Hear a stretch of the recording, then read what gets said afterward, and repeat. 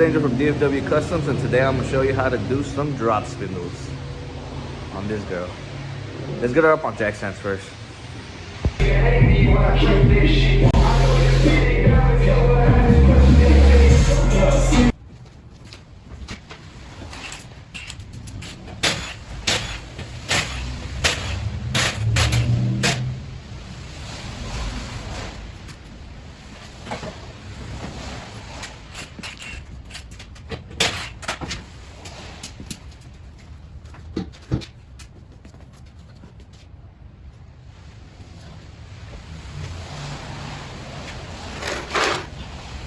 Okay, now that I got her on jack stands, I want to explain a little bit what drop spindles actually do.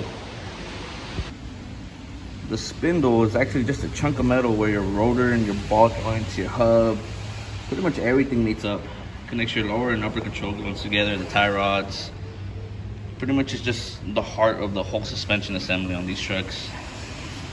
So what a drop spindle is actually doing, and you can probably already see it here, like a 2-inch drop spindle, it moves your hub assembly around 2 inches upwards, and the caliper also goes upwards with it. That way they can both be aligned. There's nothing too much to it. It's pretty simple. As long as you're not in the rust belt, this should be a pretty simple process. You also gotta be careful. Maybe on some trucks, like on the, I think it's 14 and up, if you get 4x4s or anything with aluminum control arms, the ball joint sizes will change. So this hole right here, it'll either be bigger or smaller, just depending on their stamped steel, aluminum or cast. I believe cast, they're all gonna be the same, and then stamped steel and aluminum will be bigger. They might be smaller, I don't remember. Also, you gotta be careful if you're 4x4, since you see the axle's gonna move upwards and your ball joint's gonna be sitting here, it can hit the axle. So you might have to grind down the upper ball joint and put a smaller nut. Other than that, let's get started. Okay, so I always like to start at the tie rods first. That way I can move around the spindle and actually have room to work with and not be fighting the truck. After that, the caliper, the rotor, then the hub. And I want to do the hub now. That way I don't have to be beating the hub out on the floor. Sometimes they're on there. If you do it on here and you have to beat it out, you have the ball joints holding it back, and you can just clock it in at an angle and just beat it out slowly side by side. That's if it doesn't break apart. If it breaks apart, then it was meant to be and you needed new bearings. But let's get started on this.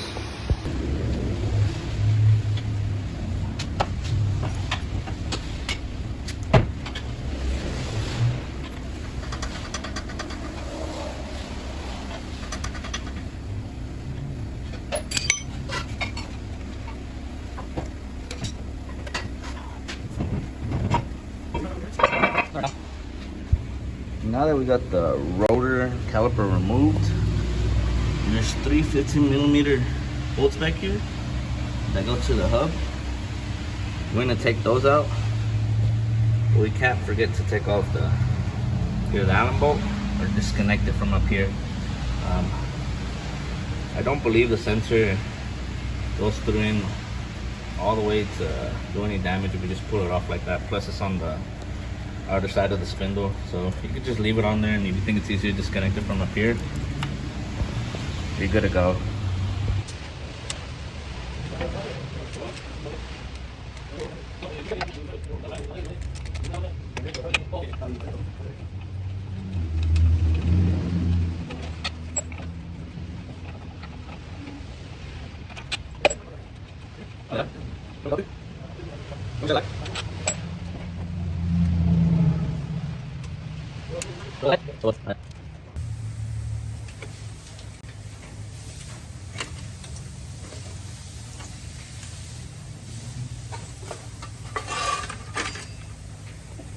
Okay, the spindle came off pretty easy. Don't forget the direction of the plate. You put it on backwards, it can hit the rotor. Usually the indentions push outwards away from the rotor. Just keep that in mind. We are gonna have to do some trimming on this plate. unless you have the smaller one that just looks like a V. It's usually cut like this. If you do have one, you can just let it be. The only reason we have to cut it is because it moves upwards and it can touch the caliper bracket. Now we have to remove the upper and lower ball joints. Sometimes you gotta beat them pretty good. Usually you want to hit right here and right here, and that should knock them off.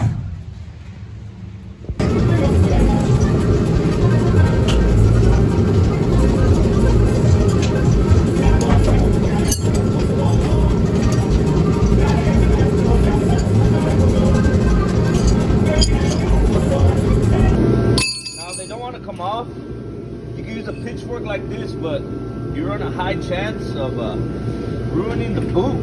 And since these boots are pretty much brand new, I don't want to tear them, so I'm gonna just hit them right here with the hammer. That should pop them off with a couple swings.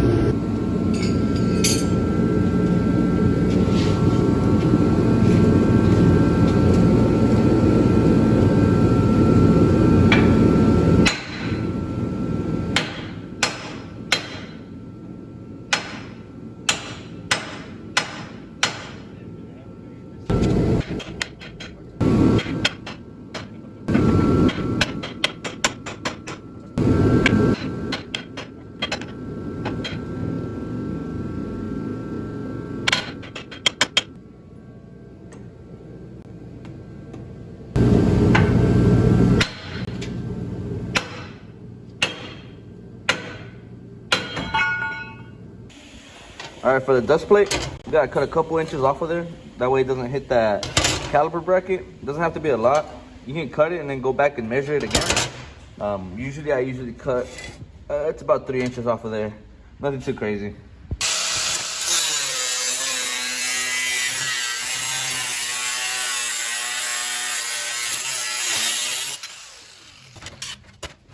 So this is what it should look like.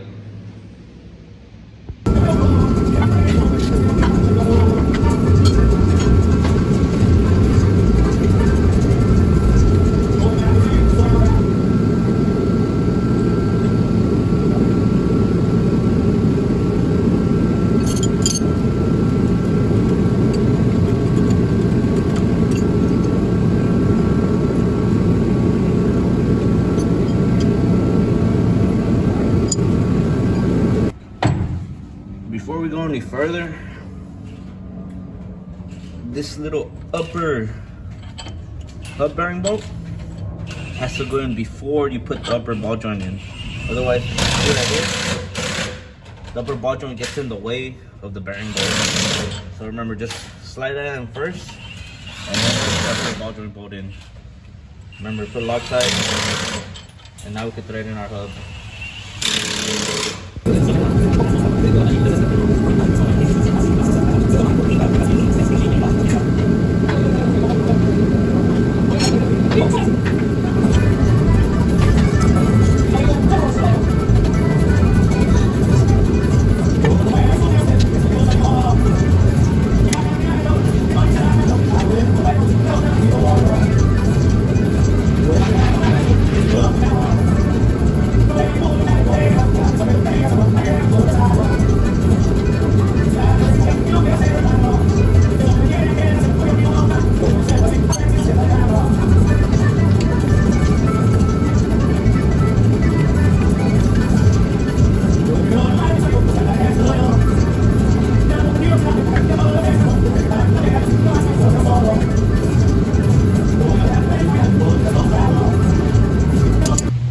Now that we got our hub on, we can go ahead and bolt everything back on from the caliper bracket to the spindle and see how the toe changed. But there's this little guy right here, which is the clip for the ABS line. It doesn't fit perfectly, and that's pretty much with every spindle. Sometimes on one side it fits good and the other side it doesn't. You can either cut this part off or bend it, or if you want to angle it like this. Only thing, if you angle it, you could risk jamming it onto something. Of course, it won't fit like this. Sometimes like that, and that's at full clock, so it shouldn't jam on there. But it just looks kind of ugly. Yeah, if you want, you can fold it over, or, like I said, just cut it off. I think I might fold it, that way I could still put the rest of the ABS or the brake line on here. Okay, so we ended up cutting it instead of denting it or angling it. I just thought it looked better. We got everything bolted on, so now I'll put the wheel on and check how the toe looks. We got baby Brian over here installing his intercooler on this yonquecito. ¿Qué way?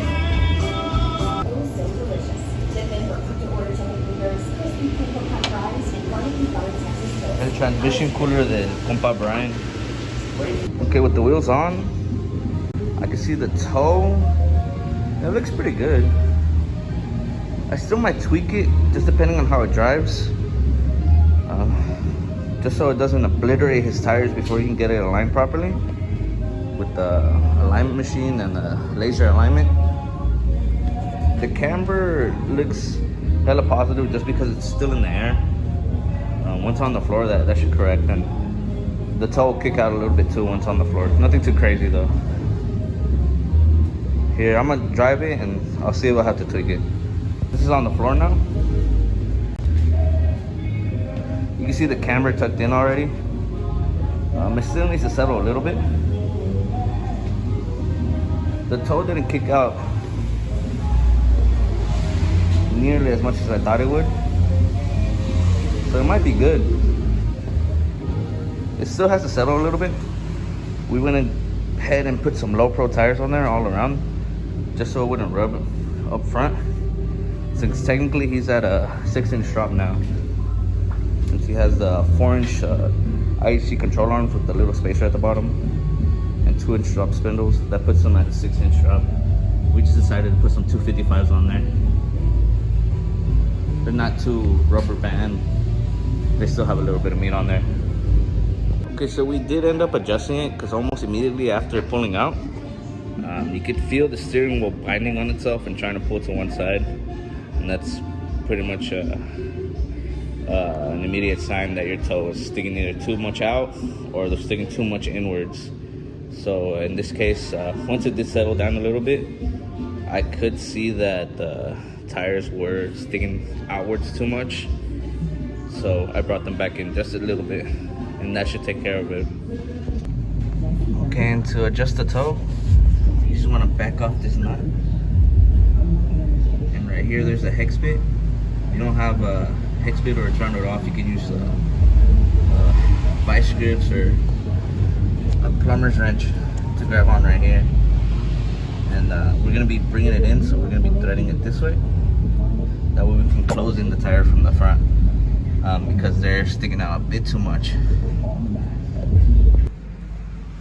Okay, now that we did the little alignment on there, she seems to drive safe now.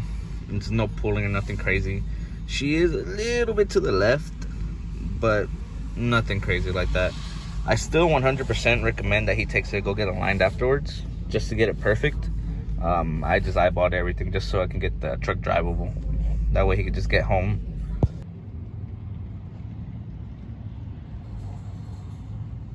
That's probably gonna be everything for the GMC for tonight. We'll go ahead and close up shop and turn the truck into the customer.